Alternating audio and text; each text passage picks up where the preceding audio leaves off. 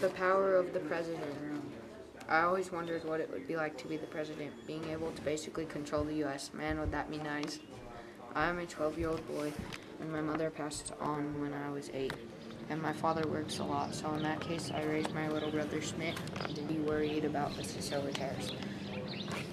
I don't want the nation to be split. We are now going to have to sell our cotton in Europe and buy European goods. We have to pay more for these goods as well. I wonder if Thomas Jefferson's argument is going to be powerful. Since we have the national government, the states will be able to have final authority over things. I know that President Jackson was born in the South, so I think that he's going to support Calhoun. I heard that Jackson and Calhoun were invited to a dinner by states' rights supporters. I found out where the dinner was being held and I snuck in. There were a lot of people making toasts to the states' rights. I waited there for a while and then Jackson rose. The room came to a complete silence. People started to raise their glasses to Calhoun and declared the Federal Union. There started to be a lot of drama and it was getting late, so I decided to call it a night. I woke up the next morning. I thought a lot before I went to sleep, and I think that this is a really big problem because Jackson and Calhoun are not arguing with each other.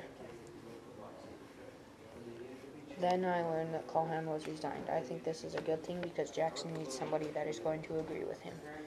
Anger was starting to get pretty crazy in the South, so Congress took action. There is a new tariff made, and it seems to be slightly better, but it was then turned illegal because it threatened the Union. Jackson was not happy when he heard the news. He knew that the nullification could destroy the nation and was going to lead to civil war and bloodshed.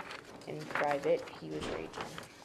Henry Clay had a more practical tariff. He said the bill would lower tariffs. Jackson agreed on it and asked Congress to pass the bill. He could use the army if he had to. Another state supported the plan. Calhoun agreed and gave in to the compromise. The nullification passed and the North and South became tighter. If you think things are getting better, then you thought wrong. For more than 300 years, Europeans had been pushing Native Americans off their land. The Indians just wanted to live in peace. They wanted it to be fair. Jackson made a side with white settlers that would benefit the white and the Native Americans. It would give white land and Native peace. But not many of the Native wanted to move. They lived in farming villages and liked it. They also had an alphabet.